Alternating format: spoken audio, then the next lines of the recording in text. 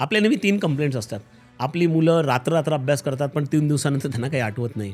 दुसरं म्हणजे फक्त जो सोपं वाटतं तेवढंच करतात, कठीण वाटतं ते काम करतच नाही, ते सब्जेक्ट्सना हातच लावत नाहीत. आणि तिसरं म्हणजे फक्त परीक्षा आली की अभ्यास करतात, परीक्षा नसली की अभ्यासच करत नाहीत. या 3 पैकी 2 जरी गोष्टी तुम्हाला तुमच्या मुलांमध्ये आढळत असतील ना, तर ॲक्चुअली प्रॉब्लेम आहे.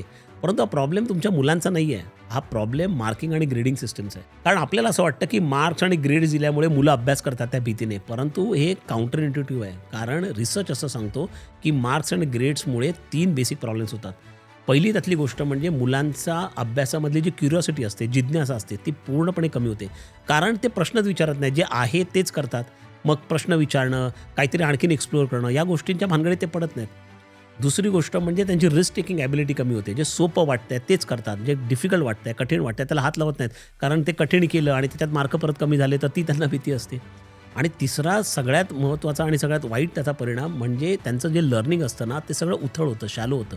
कारण ते बेसिक मुळाशी जातच नाहीत. कीवर्ड्स वाचले, 2-3 सेंटेन्सेस वाचले, उत्तर तयार केलं आणि अभ्यास पुढे गेला आणि मार्क मिळाले.